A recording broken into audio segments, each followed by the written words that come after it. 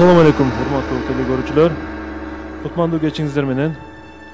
ЛТРде кайрадан билерман ордо интеллектуалдык оюну. Ортодогу жүйөлүү себептерден улам биздин оюн белгилүү бир убакытка созулган эле мына бүгүн кайрадан теlegörүүчүлөргө программаны тартуулап жатабыз. Барыңыздарга жакшы маанай каалап, биз бүгүнкү оюнду ачык деп жарыялайбыз. Урматтуу билерман ордо оюнунун көрөрмандары, эсиңиздерде болсо биз жазгы сериялардын акыркы турларын ойной албай калган элек. Бүгүн мына ошол оюнду кайра улантып, студиябызга Семетей Амиралиев жетектеген команданы чакырып отурабыз. Анда эмесе мен команданын курамы менен тааныштырууну баштасам. Демек, бүгүнкү оюнда команда капитаны Семетей Амиралиев, Ош мамлекеттик университетинин доценти Нуристан Марат уулу, Ош мунун магистранты, команда мүчөсү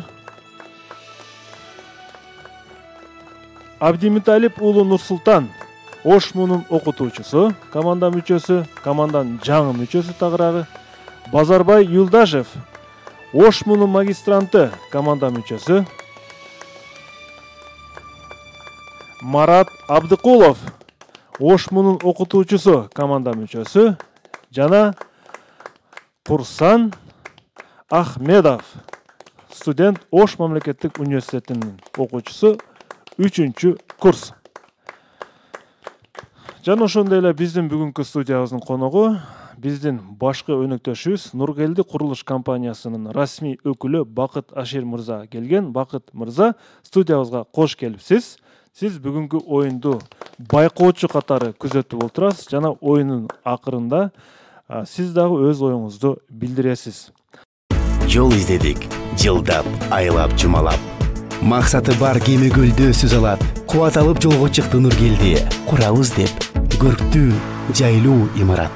Нургелди курулуш компаниясы. Ар бир адам жайлуу жашоого акылуу. Демек, урматтуу телекөрүүчүлөр, бүгүн сиздерден келген суроолорду биз кабыл алганбыз. Арасында биздин архивдеги суроолор да алынган. Чындыгында биздин архивде аябай көп суроолор бар. 4 жыл, 5 жыл мурунку келген суроолорду алышка туура келди. Анткени биздин архивде 30 миңге жакын суроо келген. Ошонун менимче дагы бир 5 миңдей суроосу же бир 3 миңдей суроосу алынбай турат. Аларды бир четтен биз Кудай буйрса талапка жооп бергенин, логикалык талаптарга жооп бергенин оюнга кое бермекчибиз. Оюнга суроо жөнөтүүнү каалаган телекөрүүчүлөр биздин даректер дагы бир жолу эскерте кетели. Экранда турган даректер сиздер үчүн. Демек, биздин дарегибиз Ош шаары, Ленин көчөсү, 330, Билерман ордо интеллектуалдык оюну. Facebook'та Билерман ордо деген расмий баракчабыз бар. Instagram'da Билерман _ордо деген баракчабыз бар жана электрондук дарегибиз Билерман _ mail_ru. Мына ушул даректерге бизге суроо жөнөтүүнү уланта берсеңиздер болот. Биздин демек расмий өнөктөшүбүз Нургелди курулуш компаниясы. Нургелди курулуш компаниясы ар бир адам бейпил жашоого укуктуу. Жана ошондой эле биздин дагы бир өнөктөшүбүз кошулду. Бул Актив дизайн полиграфиялык борбору. Актив дизайн полиграфиялык борбору бул креативдик реклама борбору жана сырткы жарнак.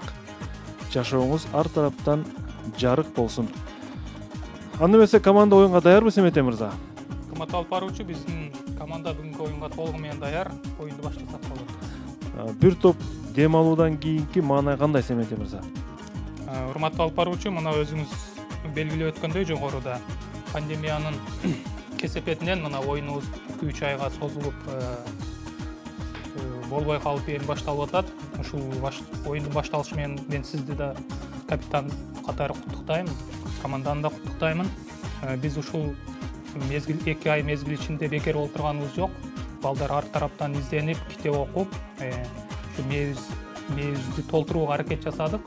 Ар кандай кызыктуу маалыматтар менен. Бүгүнкү оюн менимче кызыктуу болот деп ойлойм. Ушул окуган, билген маалыматтарды бүгүн пайдаланабыз. Командага ийгилик. Ушул учурдан пайдаланып мен команданын негизги толугу менен курамы Ош мамлекеттик университетинин окутуучулары, студенттери болгондуктан мына жакын деле Ош мамлекеттик университети өзүнүн 80 жылдык юбилейин чоң бир салтанат менен аралыктан онлайн түрүндө өткөрдү. Ушул учурдан пайдаланып биз Билерман Ордо интеллектуалдык клубу жана жеке өзүмдүн атымдан Ош мамлекеттик университетинин 80 жылдык юбилеи менен чын жүрөгүмдөн куттуктаймын. Анда эмесе биз оюнду баштадык. Эсеп азырынча монитордо 0-0. Биринчи раунддан кийин мен Бакыт мырзага сөз беремин. Демек, биз оюнду баштадык. Биринчи раундга старт беребиз анда. Биринчи раунд.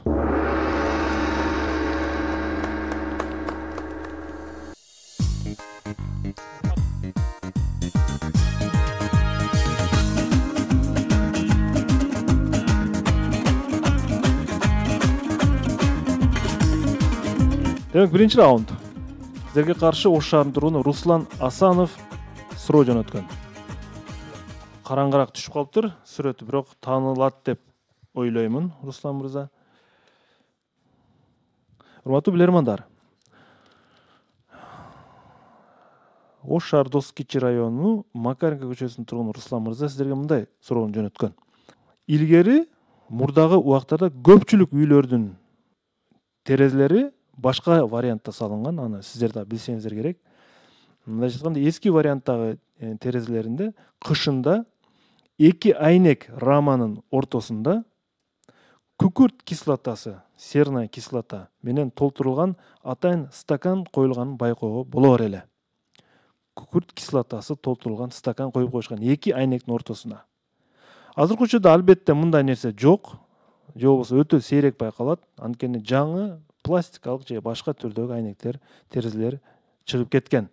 Урматтуу билермандар, бул эски ыкманын терезе үчүн кандай пайдасы бар? Эмне үчүн коюшкан? Кетти. Терезени аяз каптабайт, аяз каптабайт. Суук, айрыкча кышында да утат, кышында аяз каптабайт. Күн жылганда эрип. Ооба. Буулантпайт да, буулантып мисалы, туурабы? Буулаганда нар жагынан дагы башка дагы табигый Ортодо кандайдыр бир жер титирөөгө тиешеси системаны жокпу? кармабайбы? Вакуумдук системага эч кандай тиешеси жок. күкүрт кислотасы. Күкүрт кислотасынын пайдасы эмнеге иштетилет? Чымын, чиркей дагы Кышындасы болсо айнекти аяз басат, Кышында жөнөкөй болуп калат да бул. Демек бул вариант жок. Толуп калса, аябай суук болгондо айнек сынып кетет. Жок, кандайдыр бир жылуулукту кармабайбы ал жерде? Да вариант. Туурабы? Аябай суук болгондо Айнек сындырбай карма бериши мүмкүн. айнек сындырбай Айнектер карма. сынып кетиши мүмкүн да катуу суукта, туурабы? Аябай аязды сакташы мүмкүн немеденчи? айнектер баары бир Ыстыктан дагы кармап калуу наасы болгон эмес мурдакы айнектерде. Ауа десек, ауага эч кандай тиешеси, ауаны өткөзүү жок. Кыш. Айнекке удар боло турган болсо ошондон сактабайбы? Жок, мындай жок кысасы. Кышындасы. Айнекти муртундан сактап. Семетей мырза, Аяз. талкуун токтоду. Семетей. Эрежени так сактайлы. Семетей ким жооп берет? Бул суроого Нуристан мырза жооп бергенге аракет кылсын. Нуристан. Урматтуу алып баруучу, чындыгында биз эми ал мезгилде жашагандыктан бул нерсени көргөн эмеспиз. Бирок именно кышындасы болгондугуна байланыштуу ушундай жооп келип атат. Кышындасы айнекти билесиз, аябай суук болот, аяз басат. Айнекке гүлдөр түшүп калат, аябай жакшы билебиз, түркүн түстөгү. Ошол аяз мезгилинде аяздарды болтурбай, айнекти морт болуудан сактап, айнекти сынбоодон сактайт. Демек сиз айнектин сынбай калышын сактаган деген. Ошол аяз мезгилинде айнекти сындырбайт. Түшүнүктүү. Жооп кабыл алынат. Мен туура жоопду айтам. Албетте бул жерде физика менен химия илиминин орду бар. Күкүрт кислотасы эки айнек раманын ортосундагы абадагы бууну өзүнө өтө активдүү тартып же сиңирип алат. Демек, эки айнек раманын ортосунда абанын абсолюттук нымдуулугун кескин төмөндөп, кышындасы өтө суук мезгилдерде да айнектердин бууланып, тоңуп калбашын алдын алат. Бул эски ыкманын пайдасы айнек үчүн абдан чоң, ал эми жайында албетте бул нерсенин пайдасы жок, алып коюшкан. Буулануу маселесин гана Нуристан мырза бул жерде айтпай калды, буулануу маселесин. Бирок тоңуу деген, айнектин сынып тоңуп кетиши деген телекөрүүчүдө дагы Нуристанда болгон үчүн биз биринчи раундту канааттандырарлык жооп катары командага ыйгарып туралы. Эсеп 1-0. Команданын эсеби ачылды. Бакыт мырза, өзүңүздүн оюңузду билдирип койсоңуз, команданын утушу, телекөрүүчүлөрдүн утушу тууралуу. Нуркелди курулуш компаниясы дайым билимдүү жаштарды колдогонго аракет кылып, өзүбүздүн Билерман Ордого ар дайым салымыбызды кошуп келебиз, дагы кошо бермекчибиз. Ошондой эле биз Билермандарга жана суроо берүүчүлөргө ийгилик каалайбыз. Утуш ким тарапта болсо, бардыгына жетишерлик деңгээлде колдоо көрсөтөбүз. Рахмат. Рахмат. Команда жеңишке жетишиш керек. Байге алыш үчүн ошону эстен чыгармаңыздар, Семетей мырза. Оюн улантылат. Экинчи раунд. Экинчи раунд.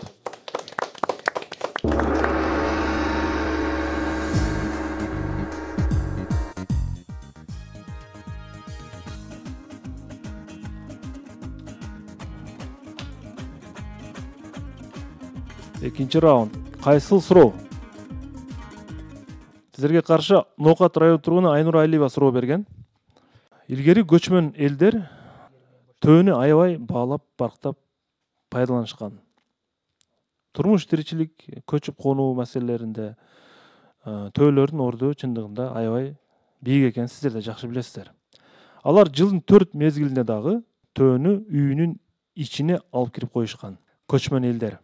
Мен бардыгы деп айтпаймын, бирок көпчүлүгү үйүнүн ичине алып кирип коюшкан экен. Демек, бул жерде төө бир үй буюмунун ордун баскан. Мындайча айтканда, үй буюмунун функциясын аткарган. Сиздерге суроо. Көчмөндөр төөнү эмненин ордуна же кандай максатта үйүнүн ичине алып кирип коюшкан? Кеттиңиздер. Кышындасы кар оорчу түшүп калбоо максатында эң негизги түркү катары кылган эмеспи? Төө дайым машина дайым элеп көтөрүп тура бербейт да, балким башын. Бирок үйгө атып эми аны эмнеге алып кирди? Үйгө эмнеге алып кирди? Бир нерсе асып койгон эмеспи? кал кыргыз үйдө жашаган ортодо эң негизги ошол Маселен ун сунду ун болсо үйдө. Өркөчү бар. Бир жерге асып койбойбу? Бир жерге бир нерсе асып койбойбу? Өркөчү. Эмнен ордун толуктап атат деп атат. Бир нерсенин ордун толуктап атат деп атат. бирок кышындасы төөнүн Кышында может неме деминен жылуулук неме катары эмеспи? Төөнүн үстүнө бир нерсе коёбуз. кышындасы деп басым. Же бир нерсе илет төөгө. Бир жылуулук неме чыгарат го денеденчи, ошондон эмеспи балким. Кечке катары колдонгон манда. Буюмду атат. Меш катары өтөгө буу чыгат. Ал эми кышында гана. Ал кышында гана жайында жазында эмнеге пайдаланат анда? Бирок боз үйдө боз Жок. Семетей мырза, ким жооп берет? Семетей? Урматтуу алып баруучу, биз башында сиз менен келишип албаппыз. Азыр болсо деле айтканга уруксат берсеңиз. Бизде бүгүн мына ордонун жоктугуна байланыштуу биз ал жардамды бир нерсеге алмаштырсак болобу же ордонун жардамысыз ойнойбузбу бүгүн? Бул биринчи. Экинчи, бонус адаттагыдай эле болот да, Бонус берилет. Бонус берилет. Ал эми ордонун жардамынын ордуну биз 1 мүнөткө алмаштыра алабызбы? Алмаштыра аласыздар. Жагдайга жараша мен ошондой мүмкүнчүлүк бере алам. Урматтуу алып баруучу, анда биз 1 мүнөт бонус алып көрөйлүчү. Бонус кетти. Суроону бир макул эми. Түшүнүктүү эле да, давайте. Не кылдык? Кайсыга токтолдук? Кандай? Карап. Төөнүн эмнеси бар? Төөнүн токуму бар. Төө кирди. Мен ойлотум кышындасы Ал кыргыз үйдү кармап турган эмес, ичине киргизгенде ошончо чоң жаныбарды отам да менчи. Ичине. Үйдүн ичинде. Эми ал жылуулук чыгарса канча жылуулук чыгарат, эч канча жылуулук Бир чыгарбайт. нерсени жеп, мындай мисалы каук суук дегенде. Эми ал чоң жаныбар, бийик жаныбар. Эмнени алмаштырышы мүмкүн? Кышындасы көп кар жааган. Жейт деген да вариант. Ооба, жеши да мүмкүн да кирип бир нерсени, туурабы? Дагы башка не вариант бар? Бир буюм катары деп атат да, Бир буюм катары колдонушкан. Көчмөн эл эмне кылышы мүмкүн? Демек форма. Боз үйдүн ичинде төө бар, дагы эмне бар? Өркөч. Неге окшоп атат? Өркөч бар, токуму бар, дагы эмне бар? Өркөч Отурган бешик жок, бирок андай кылсаң, ондо ичинде бешик болгондо бул мындай өзгөчө да, необычный бир нерсе аткарганда ошондой тербеткен демеге. Төөгө бешикти асып тербеткен эмеспи? Баланы жаткырып. жакшы бар. Дагы. Семетей бонус аяктады. жок, вариант Семетей. вариант табыш керек, вариант. Семетей. Урматтуу алып баруучу, бизден бир алгылыктуу жооп чыкпай атат, эмнегедир суроо татаал окшойт. Бул суроого Базарбай жооп бергенге аракет кылып көрсүнчү. Базарбай Юлдашев. Эми ар кандай варианттар кетет, бирок тилекке каршы мындай чындыкка жакыныраак сезген вариант таппай атабыз.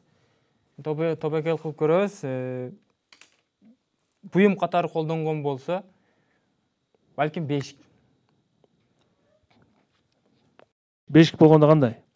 Бешик катарында эми менин оюма ушу келди, өркөчү бар төөнүн. Ошо формасынан келип чыгып, ушу бешикти ордуна аткарган деген мааниде түшүнсөк болот да. Демек бешик катары колдонгон дейсиз. Бала жаткырып. Жооп кабыл алынат. Бирок төө канча убакытка чейин бешик милдетин аткарышы мүмкүн? Отура калса эмне болот, Жооп кабыл алынат. Абдымуталип уулу Нурсултандан биз маалымат ала албай калганбыз. Абдымуталип уулу Нурсултан. Сиз ордудо биринчи жолу ойноп атасыз. Өзүңүз жөнүндө маалымат берсеңиз, кайсы адистик боюнча университетте иштейсиз азыр? Азыр бул суроонун аркасынан өзүмдүн адистигимди айтуу бир аз мага уялуу сезимин жаратат. Кесибим боюнча тарыхчымын. Жакшы кесип. Канча жылдан бери иштегениңизге канча жыл болду? 2-3 жыл. Так айта албайм. 2-3 жыл, Бул мектеп бала кезден берки тилек да тарыхчы болуу. Ооба. Сиз бул суроого кандай салым кошо алдыңыз азыр? Кайсы варианттарды айттыңыз сиз? Мен тиги бир тирүү жандыктын денесинен жылуулук бөлүнүп чыгат эмеспи? Ошо төөнү алып кирип, анда денесинен бөлүнүп чыккан жылуулуктан улам бул төөнүн меш катары, бечка катары кызмат аткарса керек деген вариантты кармандым эле. Бирок билбейм, туура жооп боло албайм. Сиз азыр бул суроодон кийин кесибим айтуудан бир аз тартынып атам дедиңиз го. Бирок сиздин айткан вариантыңыз тарыхчы катары өтө туура вариантты айткансыз. Нурсултан мырза, караңыздар. Мен туура жоопту айтайын. Төөнүн жаныбардын бул төөнүн денеси ысыкта өзүнүн муздак аба чыгарат. Ал эми суукта жылуу аба чыгарат. Ушуга ыңгайлашкан төөчү. Демек, бул жаныбар көчмөндөр үйүндө азыркы кондиционердин орду үчүн пайдаланышкан, урматтуу билермандар. Нурсултан мырза да туура вариант болгон экен. Эсеп 1-1. Айнура Алиева Ноокат район тургуну бул суроону жеңди. Бул суроону өзүнө ыйгара алды пайдасын. Телекөрүүчүнү куттуктайбыз. Оюн улантылат 3-чү раунд.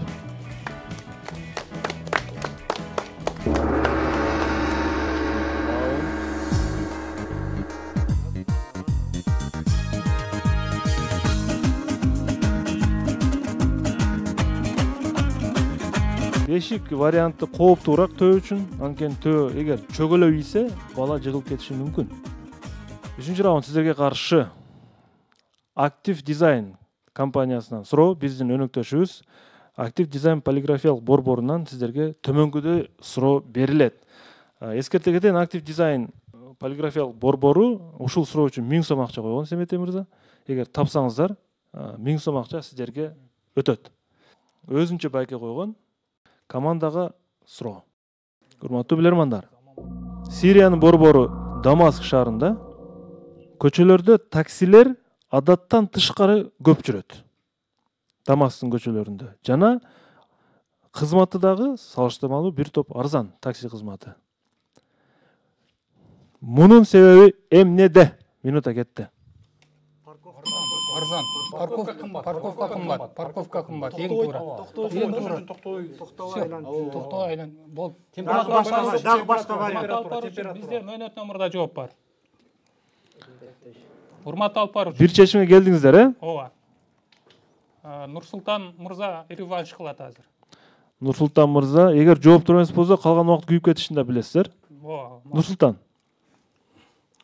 Биздин оюбузча Дамаск шаарында бул кадимки парковка кызматтары өтө кымбат болгондуктан таксилер кардарларды күтүп турбастан тынымсыз жүрүп турат. Тынымсыз жүргөндө балким жанагы попутчик деп коебуз, ошолорду алгандыктан баасы дагы салыштырмалуу арзан болушу мүмкүн. Жооп кабыл алынат. Мен туура жоопту окуйм. Негизги себеби мен азыр айтайын.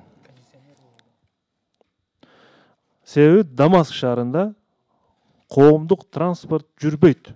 Автобус, троллейбустар жүрбөгөн үчүн таксилер алардын баарын милдетин аткарат. Ошон үчүн дагы көчөлөрүндө көп. Эсеп 2-1. 2-1. Команда актив дизайндын байгесин ута албай калды. Жана бир упай артта калды. Убакыттын бүтүшүнчө талкууласаңар болмок экен. Oyun ulantılат 4-cü rauнд. 4-cü rauнд.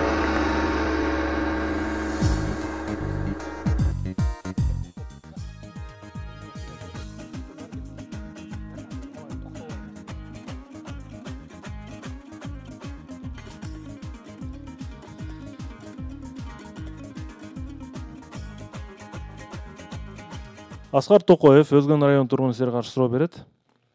Урматтуу телекөрүүчүлөр, эскерте кетейин, биз азыр жазгы сериялардын оюндарын ойноп жатабыз. Дагы бир оюн бар, бул Сагын Мамановдун оюну.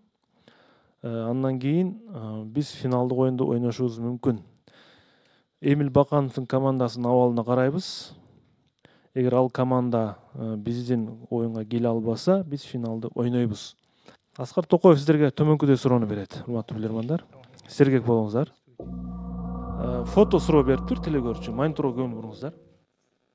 Сиздер сүрөттө кадимки дүкөндөгү нан салынган темир сеткаларды көрүп турасыздар. Байкап көрсөңүздөр, ошол темирлердин сеткалардын биринде нан жок. Жана ал жердеги жазууну телекөрүүчү атайын бекитип койгон да. Ошентсе дагы бул сетканын өзүнүн кардары бар экен. Урматтуу билермандар, бул сетканын кардары ким болушу мүмкүн? Минута кетти. Кандай кардар болот берге? Эмне алыш мүмкүн бул жерде? Кайра келип коюп кеткендер эмеспи нанды? Кардар, ошол кардар. Алып келип коюп кеткендер эмеспи? Дагы. Everything дейт. Дагы эмнелер бар? Мен башка Бул эмнеге бош турат, ошого маны өрөйлүчү? Түгөгөнбү ошол жердеги продукция? Нандар экен. Анан бул жерде баягы адамдын ар түрдүү Кардары бар. ар түрдүү кардарга жараша бөлүп койгон окшойт. Туулган күнү бар адам ошол жерден келип акысы алып кетпей турупту.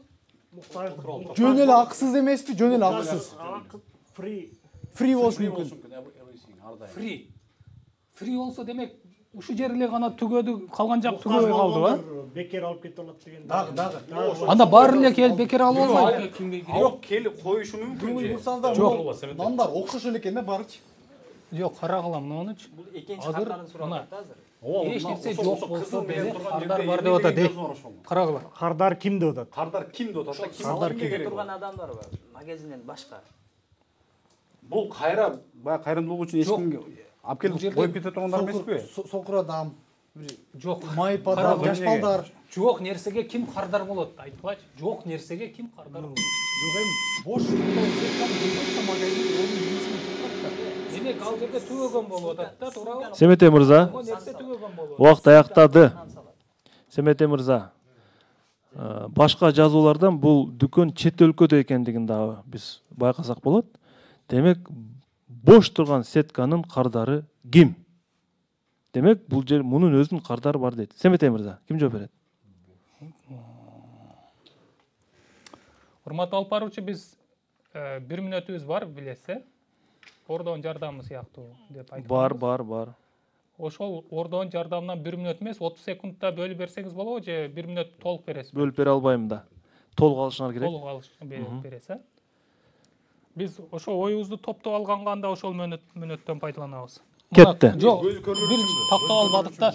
Мына карагыла, ал жерде жок. Жок, буга чейин нанбы бир нерсе болгонбу ал жерде? Ошентип ойлонушубуз керек да. Бирок бош болсо кандай кардар болот? Бош нерсеге ким кардар болушу мүмкүн? Бош нерседен эмнени аласыз? Чет өлкө деп атат. Чет өлкөдө Көр адам адашып калбаш үчүн ошол жерге салып беришкен эмеспи? Өзүнчө. жок. Английская королева ошону ойлошууда. Дагы башка вариант ойлогула. Кардары бар. Өзүнүн кардары бар. Кандай кардарлар? Жаныбарлар эмеспи? ошол жануарларга кандай мисалы үчүн Жануарларга, жануарларга кандай иттерге, жеш жок ит келип баягыны булгап койбош үчүн башка нандарды булгап койбош үчүн Ошол жерден ошого өзүнчө коюп көргөн эмеспи? Ит окуй албайт да аны. Бирок кимдер деп атат да, бирокчу ким деп атат, бул адамдын түрүнө кетип О, атат. итти анын катарына койбойт, Эмне кылабыз? жок кадимки эле адамдар алган эле катардан Майыптарды, жанагы муктаж адамдарга бере турган Бул жөнөкөй адамдар эмес да. Катардагы адам эмес да, булчу катардагы адам эмес. сапатын начарларды коюп Кайра алып кетет. Бекер алып кетишет. Аны алып келгенде кайра алып кетет. Кимди сурап атат? Ким дегенде турист дешибиз көз просроченный кардары ким десе акчасы азыраак болгон, акчасы жетпегендер да. социалдык болмусу мисалы просроченный арзан берилиши мүмкүн ооба баасына дагы эмне Семетей мырза, жок анда чекеге койсо ортого коюп коюптур да жардам катары берилген мүнөт дагы аяктады. ким жооп берет? Ким жооп берет?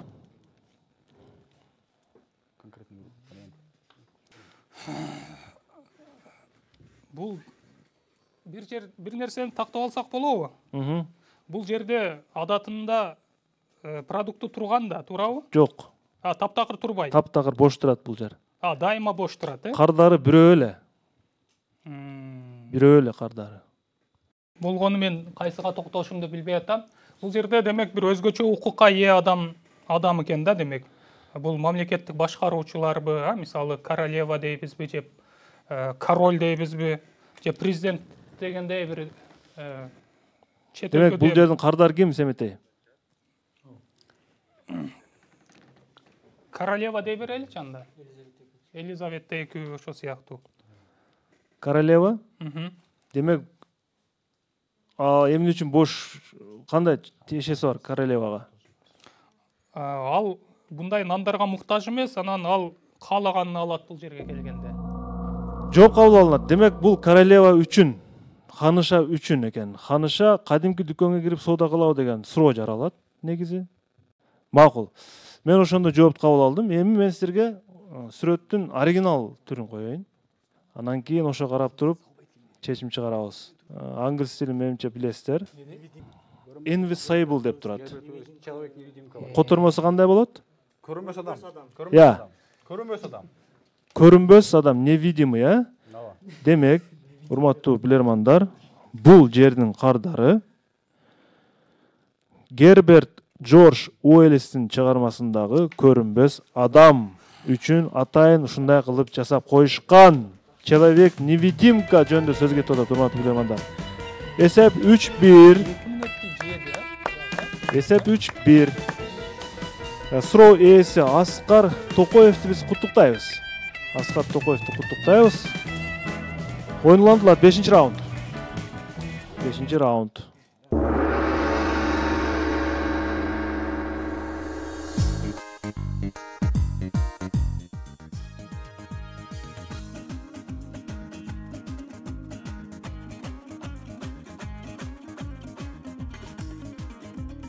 Жеңишбек Элболдуев Туркиядан силерге каршы суроо берет. Мугалим. Мен суроосун окуйм. Урматтуу билермандар. Осман империясынын учурунда жооптуу кызматты аркалагандар менен чогуу чоң жыйындар, чогулуштар болгон. Ошол жыйындардын башталышына чейин султандар, падышалар чогулуш өтүүчү аянтка чыгып олтурат болчу. Сиздер муну туркиялык тарыхый сериялардан билсеңиздер болот. Султандар өзүнчө мындай секичеге чыгып отурат, Алардын алдынан падышалыкта жогорку кызматты аркалаган бардык кызматкерлер мындай катардан өтөр эле, билесиздер. Бири-биринен өтүп, бири өтүп, мындай бир учурашкандай өзүнүн эрежеси менен. Ошол кызматтагылар өткөндө султандар ордунан козголбой отурушкан. Бирок бир гана кызматты аркалагандар өткөн учурда падышалар дагы тик турган. Урматтуу билермандар, кимдер өткөндө падышалар ордунан турган? Имамдар эмеспи? Имамдар. халифат диний мамлекет Ооба. Имамдар эмеспи? Мугалимдер. алым диний алым дагы Мугалимдер Мисалы дагы. Сулайман султандын эмесинде деле анын өзүнчө бир чоң кеңешчиси болгон, мугалимдер. Ошол Мугалимдер дагы. Мугалим, Мугалим, имамдар байыркы, башка. мисалы байыркы Египетте деле ошондой болгон да, мисалы аны тарбиялаған адам менен китепкананын башчысы бир болгон да, мугалим менен китепкананын башчысы бир болгон. Кимдерге тазим этишин Турцияда? Турцияга барганбыз, Турцияда эмне кимди сыйлашат? Бул жөнөкөй кызмат, бул катардагы кызмат ээлери эмес да, болчу катардагы кызмат ээлери эмес. Катарда болуп калышы мүмкүн азыр. Аскер кызматтары эмеспи? Генерал, ким? Генералдар. Жок, бул көбүнчө бул адамдык сапатка көбүрөөк маани жасалып атат дейм да, булдардачы. Адамдык сапатка көбүрөөк маани берилип атат дейм да. Кызматчынын аткарган кызматы бир Адамдык сапаттарда ким өзгөчө кабыл алынат да. Эмне кылабыз?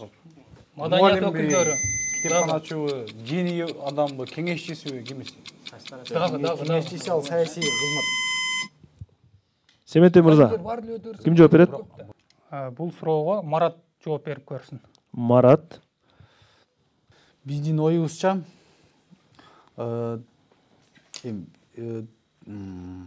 Осмон халифаты деп айтабыз, диний мамлекет.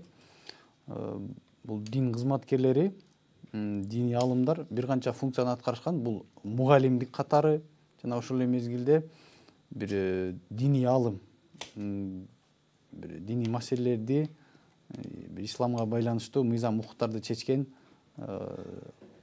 алым катары дагы сый урматка ээ болгон. Бул ошол диний кызматкерлер, же болбосо бир диний алым. Ошол эле мезгилде ошол диний алым анын окутуучусу, мындайча айтканда, анан таалим алган устазы да болушу мүмкүн. Диний кат сабатын жойгон.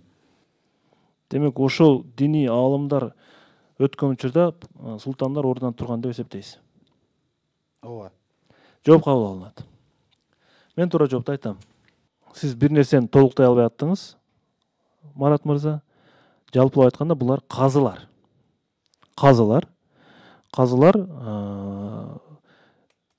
сөзсүз диний илими бар адамдар казы болот, шариатты толук билген. Алар ошол эле учурда сот жана прокурордун дагы милдетин аткарган. Мындайча айтканда, султан мыйзам алдында султандар дагы бирдей жооп бериш керек деген мааниде султандар алар келгенде ордунан тик турушкан. Мударистер бар, дин алымдары бар, жалпылап айтканда. Негизинде жооңуз туура. Эсеп 3-2. 3-2. Команда бул суроону таба алды. Жеңишбек Элболдиев кызыктуу суроо жөнөткөн Түркиядан. Жол издедик, жылдап, айлап, жумалап. Максаты бар кеме көлдө сөз алат. Кубат алып жолго чыкты Нургелди. Курабыз деп, көрктүү, жайлуу имарат. Нургелди курулуш компаниясы. Ар бир адам жайлуу жашоого акылуу. Оюнубуз улантылат. 6-чы раунд. Ураттуу телекөрүүчүлөр, суроо жөнөтүүнү улантыңыздар. Биздин Инстаграмдагы дарегибиз _Билерман_ордо, Фейсбукта Билерман_ордо, Одноклассникиде Билерман_ордо интеллектуалдык оюну деп сакталганбыз. Жана bilerman_dv_mail.ru. Улук мырза Эрмекбаев Өзгөн районунан сиздерге каршы суроо берет.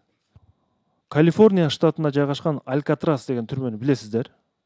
Бул тууралуу кинофильм дагы бар. Ушул түрмөдө кылмышкерлерди кечки тамактануудан кийин ысык сууда жуунуу талабы коюлган. Ушундай эреже коюлган. Сиздерге суроо. Эмне үчүн түрмө кызматкерлери кылмышкерлерди ысык сууга жуунуусуна мажбурлашкан? Урматтуу алып баруучу мөөнөт номурда жооп бар экен бул суроого. Нуристан мырза аракет кылат. Нуристан. Урматтуу алып баруучу, алардан Алькатрас түрмөсүндөгү ысык суу менен жуундуруудан максат алардын качып кетпөөсүнүн алдын алуу. Себеби ысык сууга көнүп калган дене муздак сууга түшкөндөн кийин чирыгып дейбизби, тарамышта тартылып, кыскасы алыска сүзүп бара алган эмес. Аларды кармоо оңой болгон. Сырткы суу менен ички сууну салыштырып атасыз сиз, Жооп туура, 3-3. Команда теңдешти азырынча жалпы телекөрүүчүлөр менен. 1 мүнөттө команда бүтүндөй өзүнүн пайдасын сактап кала алды. Жана 7-чи раундга старт беребиз. 7-чи раунд.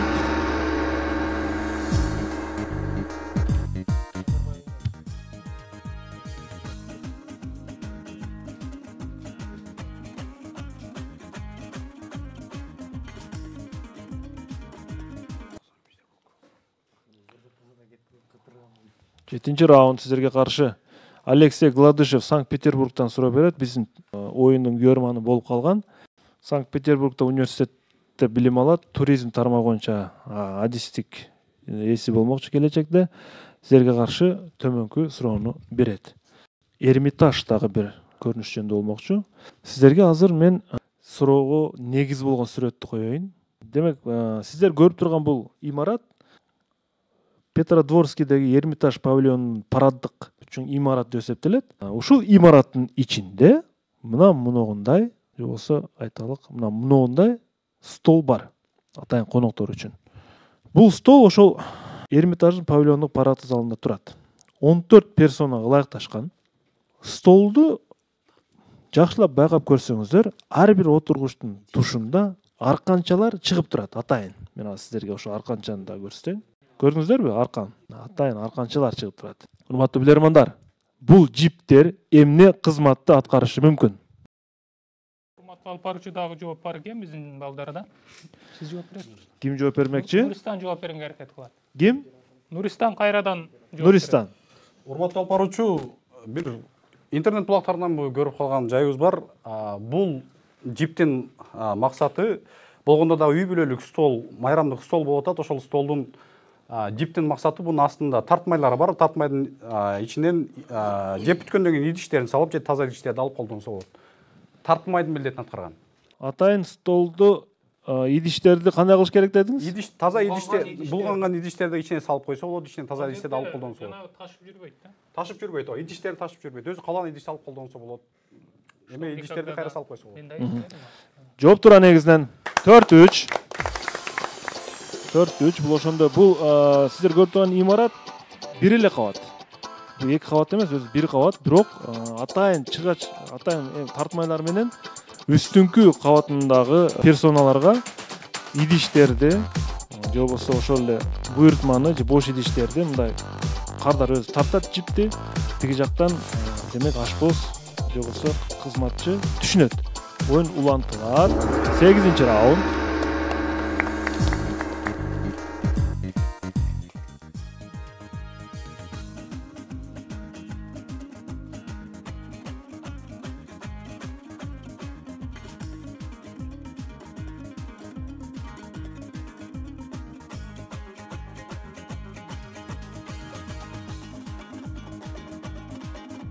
Нурлан уулу Нурилимдин суроосу.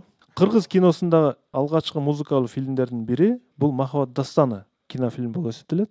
Режиссеру Дооронбек Садырбаев, кинонун башкы каармандары Раймалынын ролун кыргыздын Чыган Төкмакыны Тугамай Абдиев аткарган, Бегимайдын ролун болсо Татуу Турсунбаеванын кызы Асель Эшимбекова аткарган.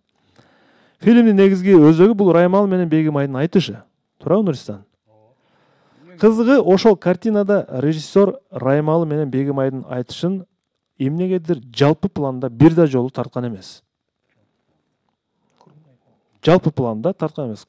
Ирик пландарда тарткан, байкап көрүңүздөр.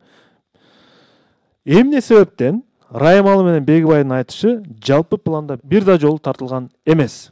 Экөөнү чогуу тарткан эмес, эч качанчы. Башка мезгилде эки жакта жашап. Биринчи Тугамай Абдиевди тарткан, биринчи. Анан келип Беркин тарткан. Экөөнү бир мезгилде тартканга мүмкүн эмес болсо керек да. Экөөнү жанаша алып келип алып. Жок, экөөнү эки учурда тарткан эмеспи? Техникалык себептер. Ал кезде мына камералар деле өнүккөн эмес болгон да. Туурабы, эки камера менен эмес. Балким бирөөсү ооруп калып, же бирөөсү башка болуп, ушундай ошондой бир факторлор болушу мүмкүн. Чогуу тартылган эмес. Чогуу тартылган эмес, чогуу тартылган эмес. Кетти. Техникалык себептерден алып бере алган эмеспи? Эки камераны бириктиргенге эки камераны бириктиргенге балким неме жок, мүмкүнчүлүк жок. Тугамай Абдиевдин өзүндө эмеспи проблема, адамдардын өзүндө эмеспи проблема. Дагы. Балким жеке турабы. Эми ал өтө чоң, жашы чоң киши болуп атат, берки кичинекей кыз болуп атат. Эми экөө жок. Сүйүүнү даңазалаган нерсе ушунда да. Экөөнү чогуу тартканда эмне болмок балким? Бир зыян тийген болсо, бул кыргыздын када салттан келип чыккан нерсе эмеспи? Семетей мырза? Жок. Урматтуу алып баруучу, биз үнөмдөгөн 2 мүнөтүбүз бар. Ошодон 1 мүнөттү суранып атабыз. Кетти. Карагыла. Жок, кайсы бир себеп дейсоңуна байланыштуу ошо. Жок, ал кетти, башка экөө башка мезгилде тартылган. Бул биринчи жооп, туурабы? Ал жерде проблема жок. Кийин камералар бирикпейт. Бул экинчи вариант. Үчүнчү вариант. Экөөнү чогуу алышкан эмес. Маселе ал жерде экөөнүн сүйүү арнашып атат бири-биринечи. эгерде адам бири-бирин тиктеп турса, балким сүйүүсүн анча арнай албай калат. Балким. Туурабы? Жанаша отурганда. Тууганбай Абдиевдин жашы чоң. Көрбөй туруп уялганда, уялуу сезим болгон ал жердечи. Эми ал чыныгы Көзүнө карай алган эмес да, туурабы? Көзүнө карай алган эмес дегендей бир идея болуп атат да. Кино адистиги боюнча койду эле. Так, ооба. Давайте. Шудан келип чыгыш керек. Эмнеден ким жооп берет? Ден соолугуна байланыштуу. Курсан жооп бересиз, бере аласыз? Жеткилик. Жооп бере аласыз? Кайсы? Сүрдөйбү. Сүргө токтойлубу, анда? Крупный жана экөөнү эки башка мезгилде тарткан дегенге токтой албайбы? жаш кызга Семетей. Ким жооп берет? Урматтуу алып баруучу, суроону бир кайталаңыз, анан мен өзүм жооп берейин. Же кайталанганга мүмкүн болбосо анда бере берейин жоопту. Кайталоо буга чейин болбоду? Болбоду, бир да жолу кайталабадыңыз. Анда бир жолу кайталайм, мындан кийин кайталабайм. Башка суроону. Махабат дастаны кинофильм жөнүндө суроо болду. Режиссер Доромек Садырбаев, баш каармандары Раймалдын ролунда кыргыздын чыгаан төкмакыны Туйганбай Абдиев, Бегимайдын ролун болсо Таттуу Турсунбаеванын кызы Асел Эшимбекова аткарган. Фильмдин негизги өзөгү Раймал менен Бегимайдын айтышы. Кызык ошол картинада режиссер Раймал менен Бегимайдын айтышын жалпы планда бир да жолу тарткан эмес. Суроо эмне себептен Раймал менен Бегимайдын айтышын жалпы планда бир да жолу алган эмес режиссер? Себеби эмнеде? Урматтуу алып баруучу, биз бул ушу кыргыздын менталитетинен, кыргыздын улуттук өзгөчөлүгүнөн чыгайлы деп атабыз бул суроого жоопту алып. Мисалы, кино тартууда ар качан эки башка мезгилде, эки башка убакытта тартылганда кинолорчу экөөнү эч качан жанаша алып келип, олтургузуп алып тарткан эмес. Эгер жанаша алып келип тарта турган болсо, биз билебиз, жашы өтүп калган, улгайган киши жаш кызга карап, үңүлүп, сүйүүсүн билдире албай коюшу мүмкүн, сүрдөп, уялып. Же болбосо ошол эле учурда жаш кыз дагы бир чоң, бир улгайган кишиге карата өзүнүн чыныгы сүйүүсүнү сүрдөп билдире албай, сезимдерин ачык чыгара албай калышы мүмкүн да. Ошон үчүн экөөнү бири-бирине көрсөтпөй, эки башка жайда, эки башка мезгилде тартышы мүмкүн. Бул жерде ошол адамдын сүйүү бул сезим. Сезимин билдирүү бул абдан кыйын. Адамды бетине карап туруп сүйүүңдү да айта албайсың, билдире албайсың, сүрдөйсүң. Ошондуктан эки башка мезгилде тартса керек. Эки башка жайда. Жооп кабыл алынат. Сиз өзүңүз жубайыңызга сүйүү сезимин кандай абалда билдиргенсиз? Мындай кат аркылуу жазгансызбы же аралыктан билдиргенсизби? Ошол абдан кыйын, анан кызыктуу суроо берип атасыз, урматтуу алып баруучу. Кандай десем эми? Ал кезде телефонду жакшы эле колдонуп калдык эле. Мен ушу телефондо билдиргеним эсиме келип атат. Демек сизде дагы сүрдөнүү болгон экен, Бетине айта албайсың, анан телефондо бир аз кичине эр жүрөк болот экенсиң, айта берет экенсиң. Эки башка десет. Анда деле эки башка болуп атат да. Жооп кабыл алынат. Мен туура жоопту айтайын. Фильм тартылып жатканда Туйганбай Абдиев Асел Эшимбековага өзүмдүн кызымдай болгон кызга кантип сүйүүмдү арнайым деп макул болбой койгон. Муну түшүнгөн режиссер Раймалыны Туйганбай Абдиев өзүнүн ордунда отурган, бирок Асел Эшимбекованын ордуна башка кыз отурган. Ошого карап эми персонада сүйүүсүн билдирген да, айла жок. Бирок бул жерде чындыгында сиз жогоруда айтып өткөндөй, кыргыздын нарктуулугун, салттуулугун, адебин сактаган режиссер. Анткени Туйганбай Абдиев чоң киши болуп атат. Асел Эшимбекова аябай кичинекей, жаш кыз болгон. Ошон үчүн дагы тарыхты, коомчулуктун пикирин эске алып, Туйганбай Абдиев макул болбой койгон. Ошон үчүн буну жалпы планда ала алышкан эмес. Жалпы пландын өзү жок болчу ал жерде экөөсү. Жооңуз туура негизинен 5-3 эсеп.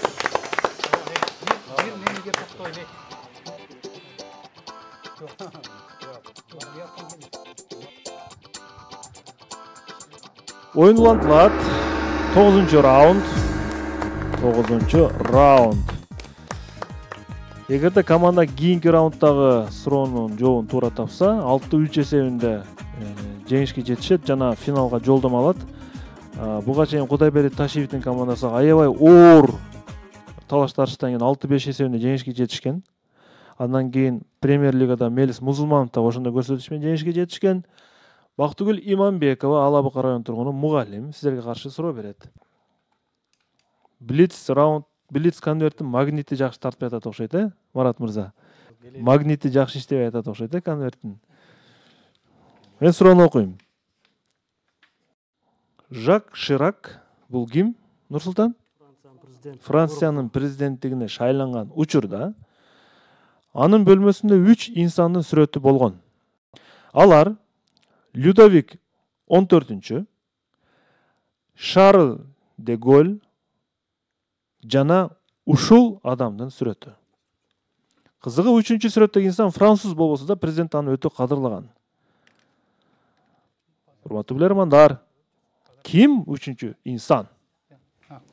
Семете. Урматтуу алып баруучу, бул суроого Нуристан мырза түгөтөт окшойт оюнда. Нуристан. Урматтуу алып баруучу, бул жөнүндө маалыматыбыз бар болчу. Чындыгында мен ушул эпизоддорду окугам жакшыраактын. Анын 3-чү урматтаган инсаны бул Александр Сергеевич Пушкин. Себеби Пушкин француз тилин аябай жакшы окуган, анын лицейдеги лакап аты дагы ошо француз тилин жакшы окугандыгы үчүн, жакшы билгендиги үчүн аны дагы француз деп аташкан. Ошон үчүн аны жакшыраак өтө урматтаган үчүн ошол 3-чү катуу урматтаган инсандардын катарына кошкон. Демек, Александр Сергеевич Пушкин Жак Ширактын 3-чү сүрөттү катары анын бөлмөсүндө турган. Жооп туура. Команда 6-3 эсебинде бүгүнкү оюнда жеңишке жетишти. Куттуктайбыз команданы. Жана акыркы суроо Бактыгүл Иманбекова тарабынан берилди. Мына ушинтип Семете Амиралиевдин командасы жалгыз сериялардын финалдык оюнуна жолдомо алууга жетишти. Команданы куттуктайбыз. Жана бүгүнкү оюн ушуну менен соңуна чыкты. Блиц раунд калып кетти, оюн болбой. Блиц раунд калып кетти. Семете мырза, команданын бүгүнкү оюну боюнча оюңузду жыйынтайсыз жана кайсы суроо сиздерге жакты? Аны анализ кылгыл. Ага чейин мен Бакыт мырзага сөз берем. Биздин бүгүнкү өнөктөш Бакыт Ашир мырза.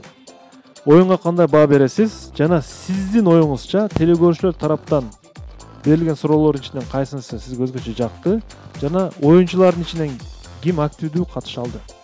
Урматтуу алып баруучу, биз башынан аягына чейин күбө болдук оюнга. Аябай кызыктуу болду. Билермандардан Нуристан жакшы оюн көрсөттү. Мөөнөтүнөн мурда таапыл окугандыктын жана көп нерсени көп жашаган билбейт, көптү көргөн билет деп ошол негизинде деп билебиз. Анан суроолордун ичинен мага негизи эле мен өзүм дагы 2010-жылы Сирияда болгом, согушка чейин. Ошол суроо жакты. Бул анан көп байкап атам, булар көп нерседе өкүнүүгө барып калып атат. Илимдүү адам андай кылбаш керек. Негизи өткөн иштер бар тагдырдан, аны артка кайтарып алып келе албайсың эч качан. Ошон үчүн эч кандай өкүнбөш керек. Алдыга карай только жакшы, позитивдүү маанайда оюнду жүргүзүш керек да. Ушул оюнчуларга ушул нерсени каалайт элем өзүчү. Кыйла кыжалат кылышат. Рахмат сизге. Демек, Аскар Токоевдун Сириядагы таксилер жөнүндө суроосу сиздин көңүлүңүзгө жагыптыр. Мыкты суроо катары. Ал эми оюнчулардын ичинен кимди өзгөчө бааладыңыз? Нуристанды айттыңыз, менимче? Нуристан Нуристан мырза өзү 3-4 китептин автору да, чындыгында. Жакшы ошол. Коомго айтчу, чоң жаңылык жар салып, колу коңушу туугандарга айталык. Эмгек менен иш баштады Нургелди, элге кызмат кылуу үчүн там салып. Нургелди курулуш компаниясы. Жашообуз жакшылыктарга бай болсун. Демек, Нуристан мырза бүгүнкү оюндун мыкты катышуучусу катары биздин демөөрчү тарабынан тандалып алынды. Куттуктайбыз, Нуристан мырза. Аскар Токоев мырзага дагы башкы демөөрчү тарабынан 500 сом акчаны кошумча беребиз. Ал эми Семете мырза, мына ортодо 2,5 ай өтүп кетти убакыт, 2,5 ай. Бул баарыбызга себептүү убакыт, пандемия шарты. Мына абал бир топ жеңилдеп, бирок ошол эле учурда бардыгыбыз гигиеналык, санитардык эрежелерди так сакташыбыз керек. Семете мырза, оюн тууралуу ой пикириңиз сиздин? Алып баруучу бүгүнкү бүгүнкү оюн биз үчүн жемиштүү болду. Биз ушул жеңели деген ниетте келдик эле, максатыбызга жеттик. Ошол окуган балдардын ушул пандемия мезгилинде алган билимдери жардам берди буга деп ойлоймун. Анткени мөөнөтүнөн мурда 3 суроону алганга үлгүрдүк. Анан айрым суроолорду таппай калганыбызга дагы абдан өкүндүк эле. Бирок бул жактан бизге акабыз жакшы кеңеш берди. Өкүнүүнүн кереги жок. Өкүнүүнүн кереги жок бул боюнча. Мындан ары дагы балдар Кудай кааласа дагы билимин жогорулатып, өзүнүн үстүнөн иштеп, кыргыз кеңейте берет деген ишеничтемин. Бүгүнкү оюндагы суроону биз мыкты суроо деп Нурлан уулу Нурилимдин ушул Махабат дастаны тасмасы боюнча берген суроосун таптык. Анткени ушул кыргыздын асыл нарктуу, ушул каада салты чагылган, кыргыздын наркы чагылган суроо экен. Абдан тарбиялык маанисиге басым жасап, биз ушул суроону мыкты деп тандадык. Нурлан уулу Нурилим мыкты суроосу үчүн рахмат айтабыз. Жана Нурлан уулу Нурилимден дагы кызыктуу суроо күтүп кала бермекчибиз. Өздүк учурда кинематография адиси боюнча билим алып жаткан учур. Демек жалпы эсеп 6-3 эсебинде оюн соңуна чыкты. Утушка ээ болгон 3 телекөрүүчүнү биз куттуктайбыз. Демек ушуну менен урматтуу телекөрүүчүлөр, бүгүнкү оюнубуз соңуна чыгат. Режиссерлук техникалык топко ыраазылык билдиремин. Биздин оюнга суроо жөнөтүүнү эстен чыгарбаңыздар. Билерман-Ордо интеллектуалдык оюну билими күчтүү миңди жыгат, билеги күчтүү бирди жыгат. Кайрадан көрүшкөнчө, ассаламу алейкум, аман болуңуздар. Чоң рахмат.